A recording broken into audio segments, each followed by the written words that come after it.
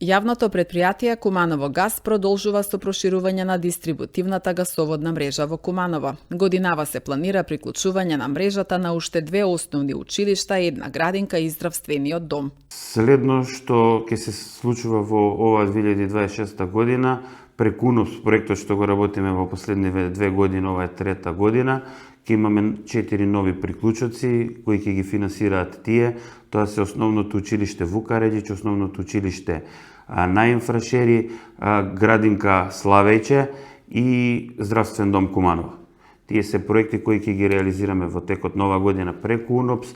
Веќе се работи на проектна документација, почната изведбата во внатрешниот дел на спортската сала и таа во текот на оваа 26 година треба да биде наш потрошувач. Цената се стабилизираше, меѓутоа и ден денеска е поскапо од она што ние како држава и како град и како јавно претпријатие сме навикнати да ја плаќаме во минатото од некои 25 до 30 денари, што е и реална цена за природниот газ. После војната во Украина имаше екстреми каде што цената одеше до 135 денари, рекордни за месец септември 2022 година. После тоа имаше некое стабилизирање од некои 55 до 65 денари во последните 2 години се движеше цената, што е поисплатлива за разлика од нафтените деривати.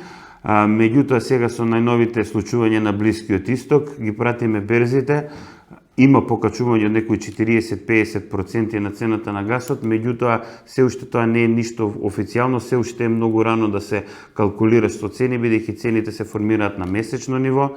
Имавме неколку разговори со нашите снабдувачи Балкангаснет, кои ни ветува дека ќе имаме стабилна цена, која би требало да се движи во овој распон на цените што се во претходните месеци, меѓутоа станува уште некој ден да видиме како ќе се случуваат цените на берзите. Битно има количини доволно до крајот на грејната сезона.